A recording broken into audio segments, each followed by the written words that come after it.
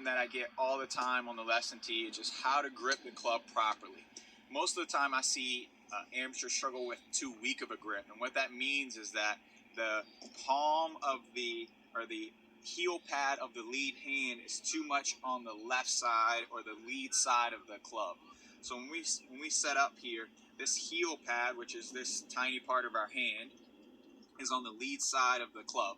Now when that happens and I try to leverage this club any, it doesn't get off the ground very far. So if we take our lead hand, put it in a straight line with our thumb and our wrist bone in line, we don't have much ability to leverage this club. But now I twist my hand more to the right, and now I'm able to now hinge this club up properly, and that's what we want when we hold the club, is we want to be able to have some leverage, a little bit of a stronger grip that allows us to square the club face easier. So the way that we grip it stronger, or just a neutral grip, this would be my recommended grip for all amateur golfers, is to take the club, grab it in your fingers first. So you don't want any of your palm touching the club when you first grab it. You want to grab it with your fingers as much as you can, to where your fingertips are just barely holding the club on the other side, and you're going to take your heel pad and put it over on top of the club as much as you can get it. Now the purpose of that is just to be able to leverage the club, how we talked about earlier. If you are doing this properly, you'll notice you're going to be able to lift this club up pretty high.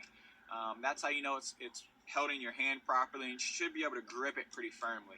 Some checkpoints are this V in your lead hand should be pointing towards your right shoulder. Your thumb should be on the right side of the shaft, or the trail side of the shaft.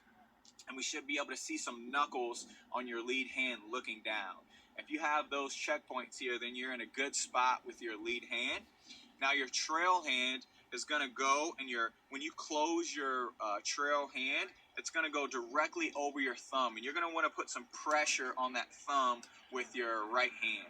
If you can put some pressure on that thumb, and you're going to grab it, whether you interlock your grip, whether it's 10 fingers, whether it's an overlap, that orientation isn't as important. The more important orientation is how your hands are twisted or turned on the club. So we're going to make sure that our trail hand goes on top of our thumb, apply some pressure, and now this V in my trail hand is also pointed towards my right shoulder. You're going to feel some pressure underneath the club with your trail finger here, your pointer finger.